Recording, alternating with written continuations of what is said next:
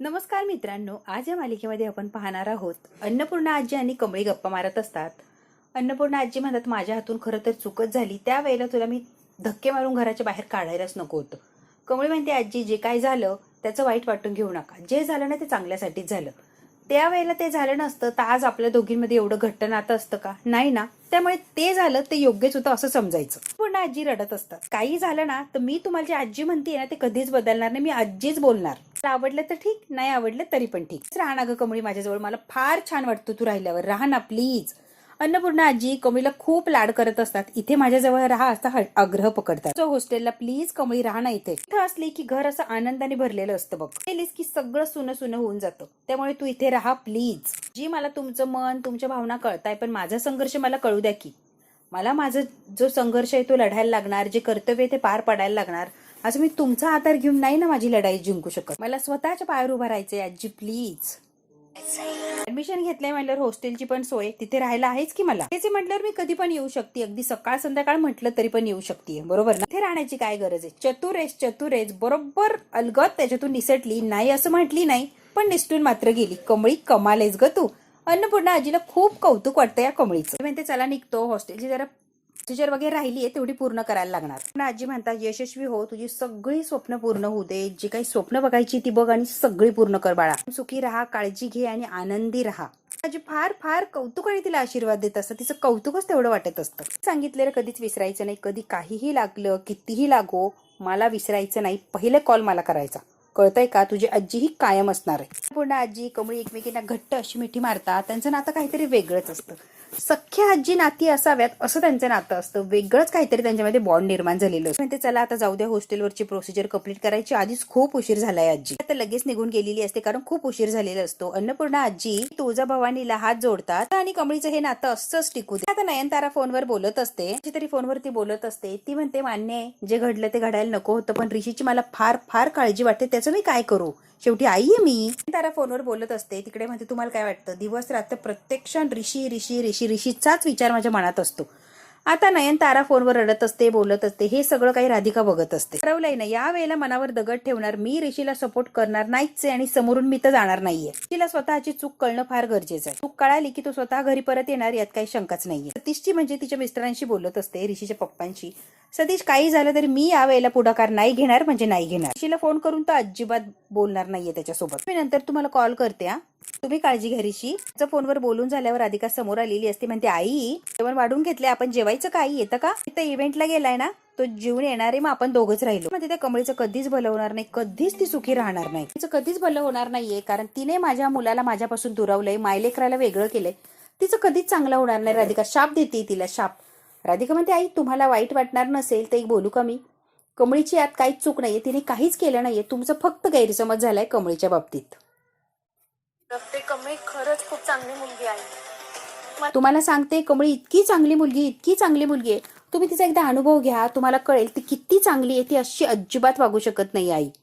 आता राधिका खूप समजून सांगण्याचा किंवा नयनताराच्या मनात जो गैरसमज आहे तो दूर करण्याचा राधिका म्हणते, मला मान्य आहे ना, ऋषी घर सोडून तिच्यामुळे गेला, पण तिने नाही सांगितलंय की तू घर सोडून ये वगैरे.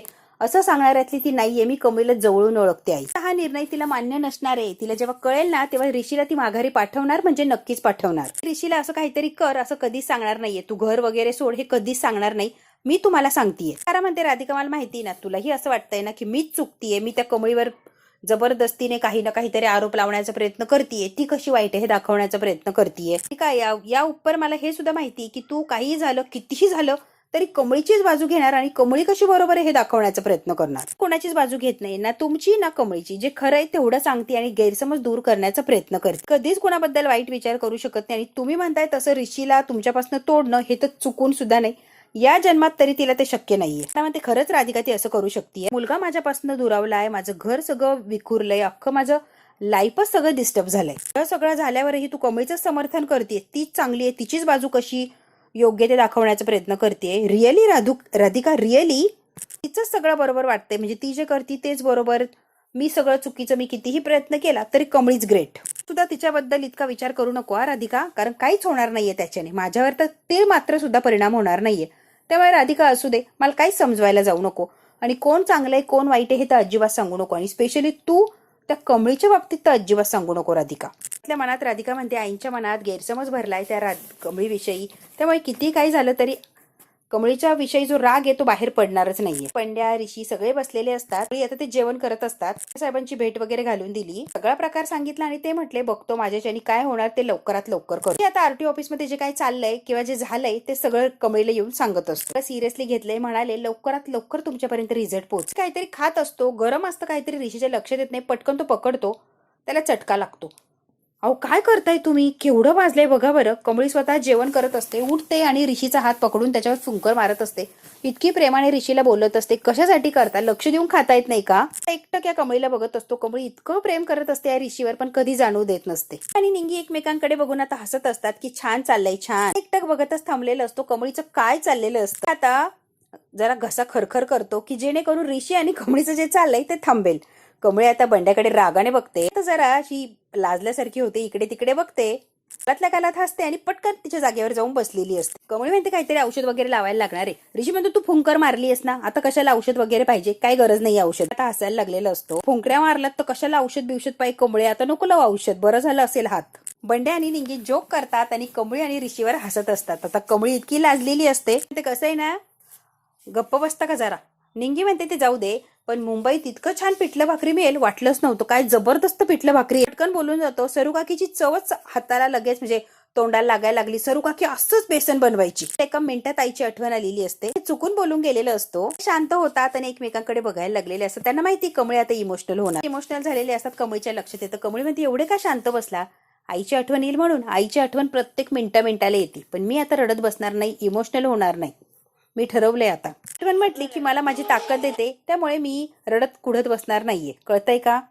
त्यामुळे तुम्ही एवढे इमोशनल होऊ नका, चालू द्या. आता प्रत्येक याच्यात तिचं नाव आलं की लगेच रडायचं असं नाही होणार आहे. ती असं बोलत असते, त्यामुळे निंगी बंड्या ऋषी त्यांना छान वाटत असतं की कशी स्वतःला आपोआप सावरतीये सगळ्या गोष्टीतून बघतीये. आणि ती म्हणत असेल की कमळी आता थांबायचं नाही, काही झालं तरी कमळे थांबायचं नाही, मला पुढे चालायची, भरारी घ्यायची जिद्द माझ्यात निर्माण करतीये, म्हणूनच आईची आठवण ही मला आलीच पाहिजे. तो कसं आहे ना, रोज माझा हात भाजू दे, रोज मला चटका लागू दे आणि माझ्या हातावर फुंकर कमळीने घालू दे, असंच ना ग कमळी. तरी काय पाहिजे. कमळी अशी गोड लाजलेली असते ना, म्हणते भारी या, उद्या अख्खा हात घाला की पेटल्यात, मग हातच धरून बसायची कमळी तुमची. तो आधीच सांग, मी कॅमेरा घेऊन येतो की शूटिंग करायला. जेवण झालेले असतात. ऋषी म्हणतो हॉस्टेलला पळायचं, उद्या भेटूया आपण, चला चला. निंगी म्हणते चल कमळे, खूप उशीर झाला. म्हणतो बिल द्या बिल.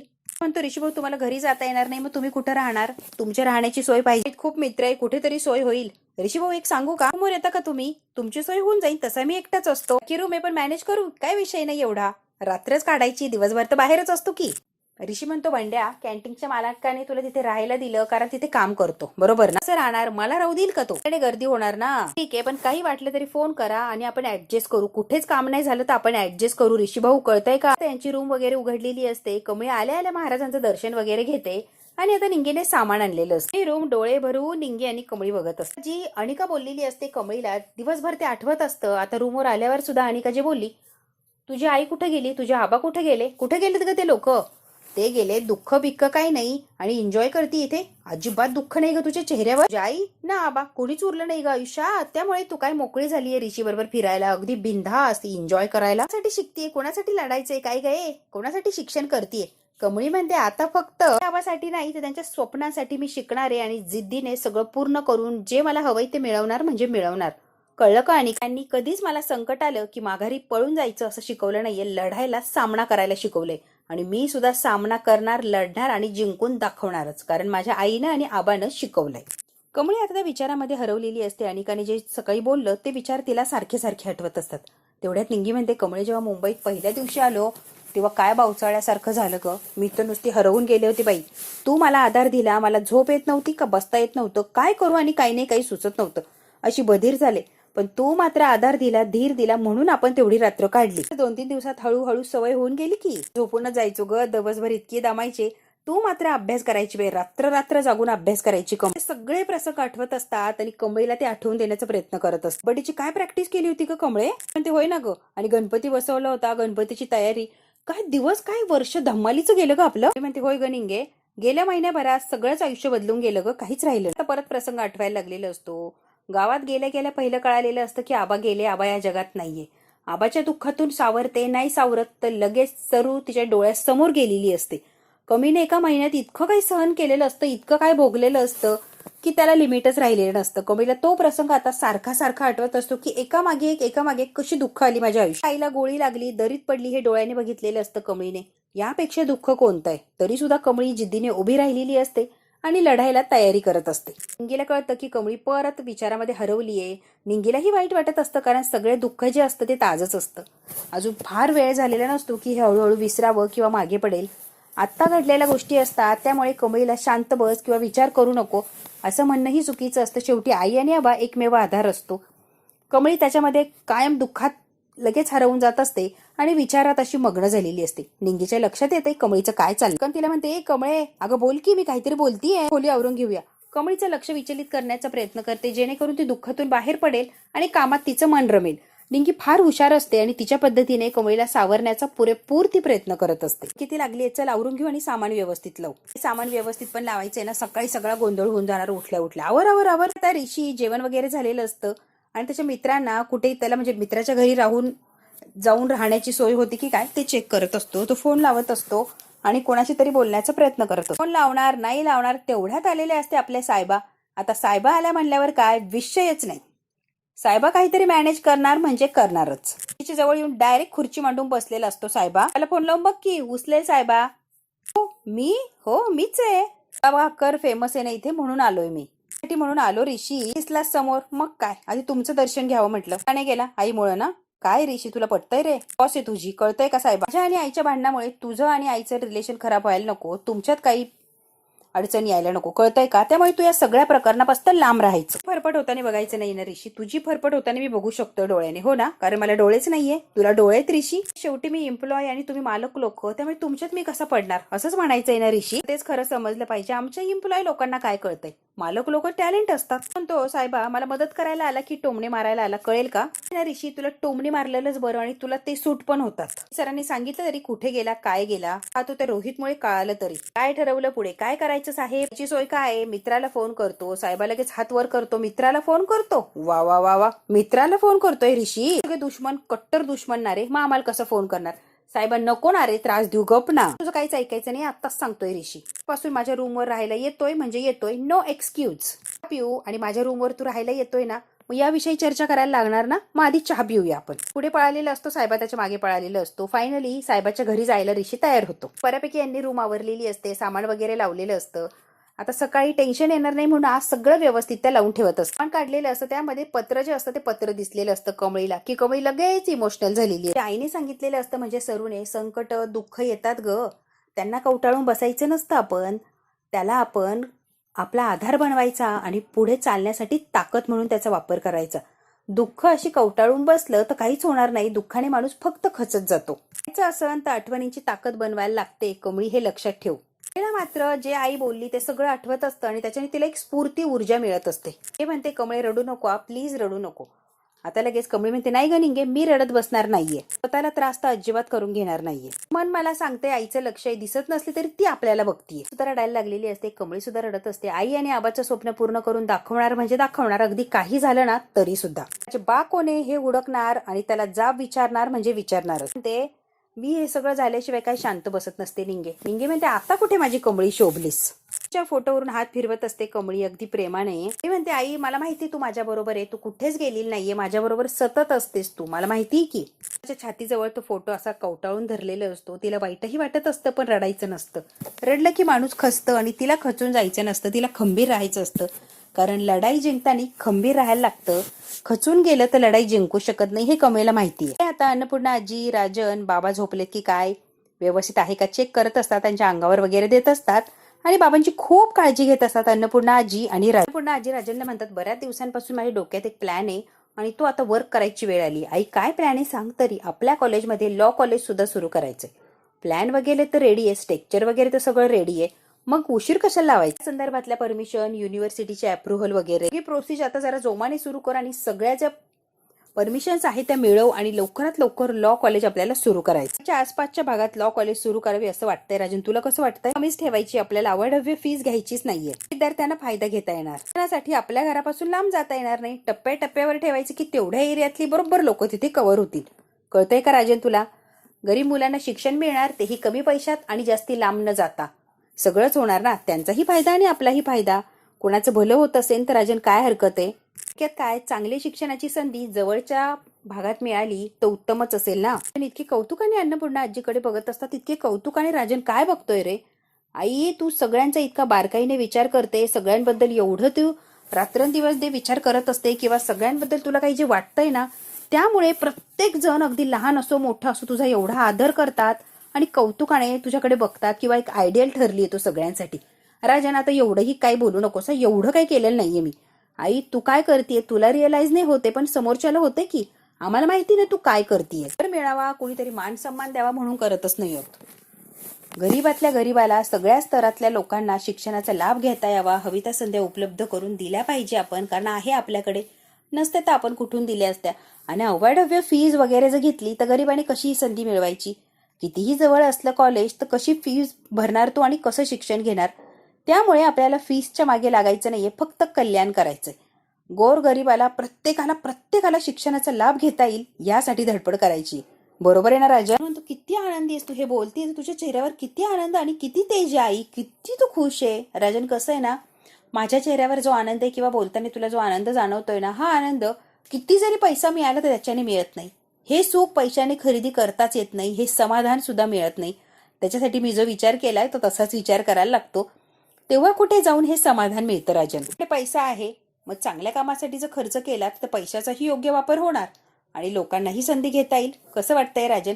पैसा आहे म्हणून विनाकारण कुठेतरी इन्व्हेस्ट करायचा, विनाकारण त्याचा गैरवापर करायचा, त्याला अर्थ नाहीये राजन. आजी आणि राजन एकमत झालेले असतात. अन्नपूर्णा आजी जे काय सांगतात ते राजनला पटलेलं असतं. पासून एक टीम तयार करायची आणि सगळ्या गोष्टींवर लक्ष ठेवायचं आणि लगेच कामाला लागायचंय. छोट्यातल्या छोट्या गोष्टींचा बारकाईने अभ्यास करायचा आहे राजन. अन्नपूर्णा आजी आणि राजन जे काही कॉलेजेस विषयी बोलत असतात, फीज वगैरे कमी ठेवायची, या दोन चोरी करणाऱ्या बायका गुपचूप ऐकत असतात. रागिनी आणि कामिनी दरवाजाच्या बाहेर उभे राहतात. अन्नपूर्णा आजी राजन काय जे बोलताय ते ऐकत असतात. बघितली काही म्हातारडी स्वतः रात्रंदिवस समाजसेवा करते आणि त्या राजनला सुद्धा गुंडाळती की समाजसेवा कर. ते काही राहील की नाही माहित नाही मला, यांनाच काही पुरतं की नाही काय माहिती. समाजसेवा करून करून करून सगळं वाटून टाकायची म्हातारी आणि हा राजन. वाटायला काही एवढंच शिल्लक राहतं की नाही, जरा शंकाच आहे. गप, ते काय बोलता ऐकू दे की. इकडे आता जी आपली सरोज असते म्हणजे कमळीची आई, ती इतक्या वाईट अवस्थेमध्ये, इतक्या विचित्र अवस्थेमध्ये, पूर्ण तिच्या तोंडाला, चेहऱ्याला, हाताला, पायाला बँडेजेस गुंडाळलेले असतात. इतक्या वाईट प्रकारे तिला त्या दरीतून कोसळल्यामुळे लागलेलं असतं, इतक्या जखमा झालेल्या असतात की बस. तिला आता कोणीतरी मलमपट्टी वगैरे करत असतं आणि ती आता तिथे झोपलेली असते किंवा ती आराम करत असते. अचानक तिला कमळीची आठवण येते आणि जोरात कमळी म्हणून त्याची किंचाळते. सरोजला गोळी लागली, कमळीला लोटून दिलं, तो सारखा प्रसंग आठवत असतो आणि ती अजूनच किंचाळत असते, घाबरलेली असते. त्याचा सावरण्याचा प्रयत्न करत असते, पण तिला इतकं लागलेलं असतं की ती उठूच शकत नसते. ती परत खाली चक्कर येऊन पडते. डोळे वगैरे बंद झालेले असतात. आता हे भयानक स्वप्न कमळीला पडलेलं असतं, आई अशा अवस्थेत म्हणून. आणि कमळी इतकी जोरात किंचाळते आहे आणि झोपेतून डचकून उठलेली असते. सुद्धा उठते. कमळे, काय झालं ग कमळे, काय होतं? म्हणते, आपण हॉस्टेलवर आहे, तुला स्वप्न पडले असेल. नाही आई दिसली मला, माझी गरज आहे, ती बोलवतीये मला. निंगी म्हणते, तू वेड्यासारखं करू नको हा कमळे. म्हणते, भानावर ये, आपण हॉस्टेलवर आहे, काय वेड्यासारखं करतेय ग तू, आणि कुठे जायचंय मदतीला? काकीचा विचार करते ना म्हणून. झोप बरं आता. निंगी आता जरा ओरडते आणि कमळीला जबरदस्तीने झोपायला लावते. ते आता झोपायचा प्रयत्न करत असते, पण कमळीला जे स्वप्न पडलं ते खरं आहे का हे जर बघायचं असेल मित्रांनो, तर हा भाग इथेच संपलाय.